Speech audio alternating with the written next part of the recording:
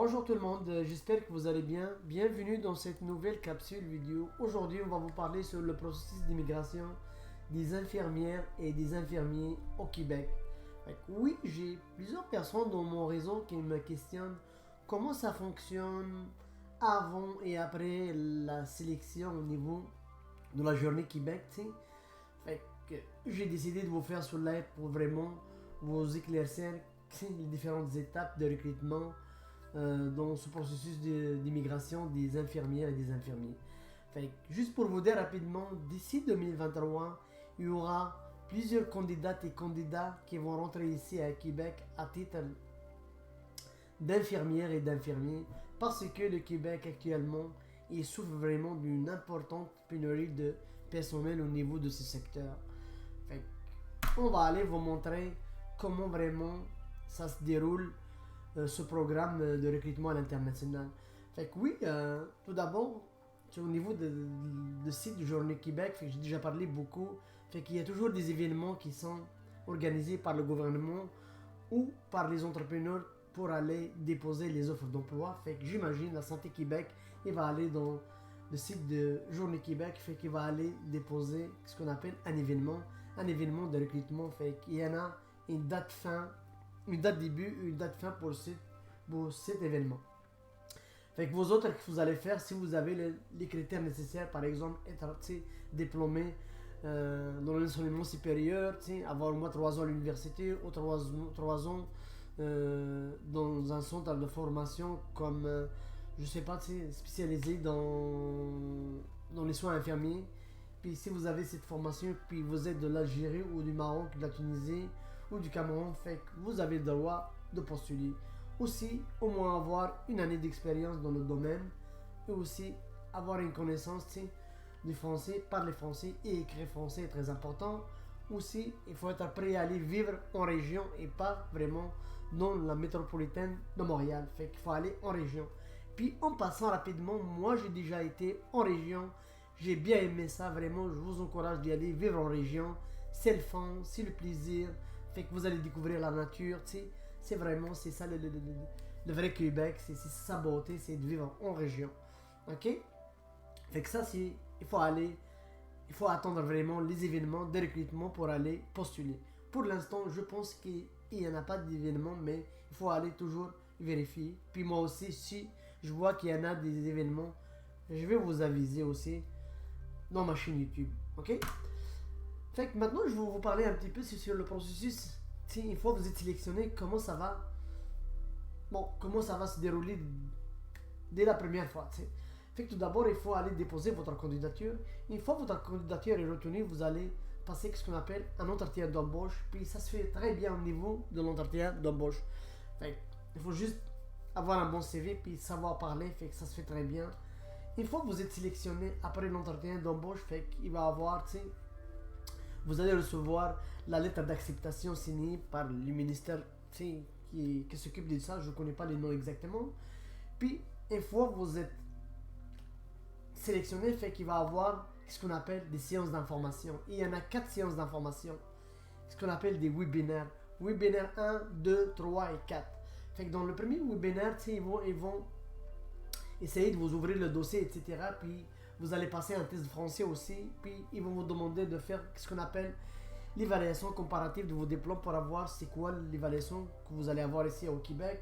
Puis une fois que vous avez l'évaluation, ça dans le premier webinaire. Puis vous allez aussi demander ce qu'on appelle d'être dans l'ordre des infirmiers et des infirmières. Fait que vous allez rentrer dans l'ordre, tout un dossier. Fait qu'ils vont vous coacher. Il n'y a pas de problème à ce niveau-là. Ok? Après, il y aura le deuxième webinaire. On va voir tantôt le schéma. Le deuxième webinaire, vous allez voir, c'est vraiment ce qui est démarche pour l'admission à l'établissement d'enseignement. Vous allez me dire, comment? Pourquoi l'établissement? Fait qu'on va aller travailler. Nous sommes... Non, ça fonctionne comme ça. Fait qu'ils vont vous faire recruter ici en tant que permis d'études et de travail en même temps. Puis, comme j'ai dit dans les anciennes vidéos, fait oui, si vous rentrez ici avec un permis de travail, un visa d'études, vous allez devenir un jour un résident permanent, ok? Et puis vous allez devenir aussi un citoyen canadien au fur et à mesure, ok? Fait que ça se fait très bien aussi à ce niveau-là. Fait que vous allez s'inscrire dans le webinaire 2, ils vont vous parler comment s'inscrire dans dans un cégep, comment demander votre certificat de sélection de Québec, etc. Et puis dans le troisième webinaire, c'est vraiment, ils vont vous parler sur le contrat de travail, etc. Et puis dans le quatrième webinaire, vous allez voir, ils vont vous préparer comment ils vont vous accueillir ici au Québec, comment vous allez intégrer ici au Québec tranquillement. Une fois vous arrivez ici, vous allez débuter la formation et puis vous allez travailler en même temps. Fait qu'on va aller voir. Parce que j'ai un contact qui m'a contacté, puis on va pas citer son nom, c'est un ami, tu sais. On est devenu amis grâce à ma chaîne YouTube, fait que je le salue d'abord, tu sais.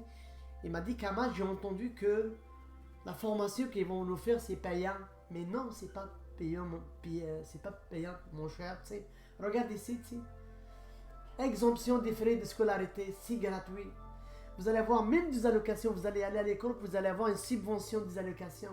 Fait qu'avec ces allocations, vous allez vivre, vous allez payer votre loyer, puis vous allez mettre de la nourriture sur votre table.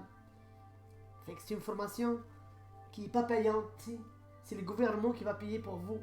Regardez ici les frais de demande d'admission pour l'ordre professionnel. Ça, c'est aussi c'est couvert. Et puis, je vous rajoute aussi, ils ont pas rajouté ça ici. Vous allez avoir même les frais d'évaluation comparative. C'est couvert. Puis moi, j'ai un ami qui a fait sa demande. Fait qu'une fois, vous allez faire la demande d'évaluation comparative et ils vont vous fournir un document qui va justifier que vous êtes sélectionné pour le gouvernement du Québec. Puis vous n'allez pas payer des frais. Fait que vous allez payer ni les frais de scolarité, ni les frais de demande d'admission à l'ordre professionnel, ni pour l'évaluation comparative.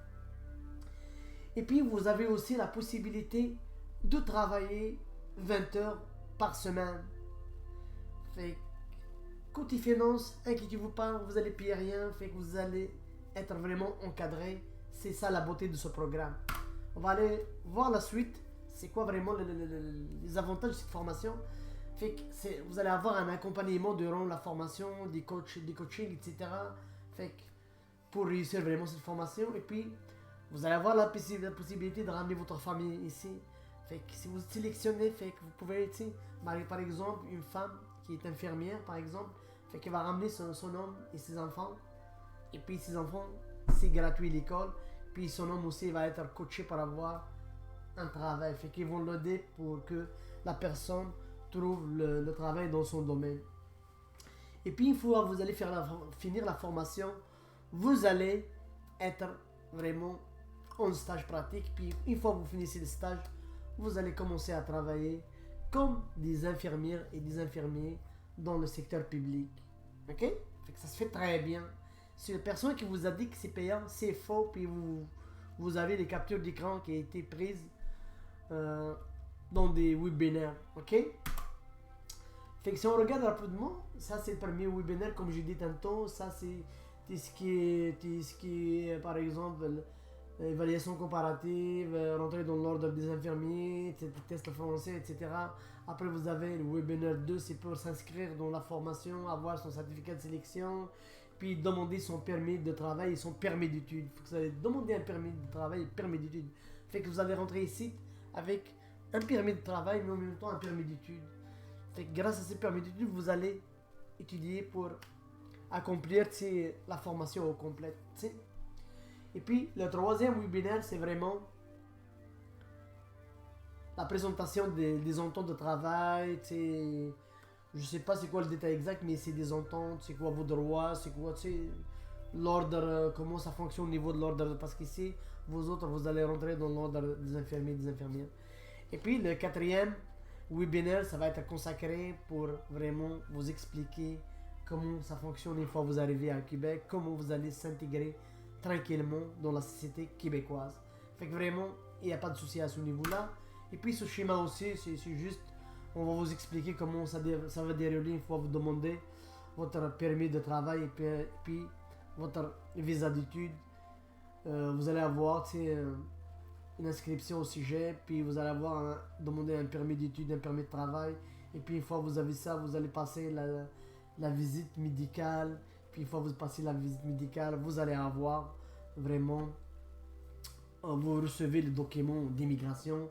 J'imagine que vous allez avoir un visa de travail, puis un permis d'études, puis grâce à ça, vous allez demander votre visa pour rentrer ici au Canada, plus exactement à Québec. Fait que j'espère bien que cette capsule vidéo va vous aider. Puis pour les gens qui découragent les gens, il ne faut pas décourager les gens. Si vous ne connaissez pas de l'information, il faut aller chercher l'information. Fait que non, la formation n'est pas payante, c'est gratuit. Puis vous allez avoir une subvention pendant la formation. S'il vous donne 9 mois de formation, fait qu'il va vous donner 9 mois de subvention. Ok? Et puis comme vous avez tantôt, vous pouvez travailler 20 heures par semaine, comme par exemple préposé aux bénéficiaires. C'est sûr, vous n'allez pas travailler directement comme infirmier ou infirmière parce que vous n'avez pas les qualifications nécessaires. Vous devez faire une formation, mais vous pouvez travailler comme préposé aux bénéficiaires, etc. Fait que, il y a de la job à masse ici au Québec. Fait que moi, je vous encourage de persévérer dans vos procédures. Et puis, une fois que vous êtes sélectionné, inquiétez-vous pas. Elles savent, sont bien organisées. Vous avez webinaire 1, webinaire 2, webinaire 3, webinaire 4. Il faut juste suivre qu'est-ce qu'ils vous demandent. Faire ça, faire ça, faire ça, faire ça. Fait, ils sont vraiment organisés. C'est des gens qui sont spécialisés puis ils sont déjà habitués pour ce genre de procédure. Fait que merci beaucoup. Si vous avez des questions, n'hésitez pas à me laisser des commentaires dans ma chaîne YouTube puis je vais essayer de vous répondre.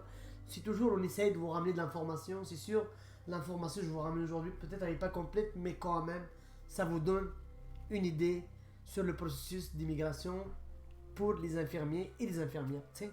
Fait que merci beaucoup, à la prochaine vidéo. Bye!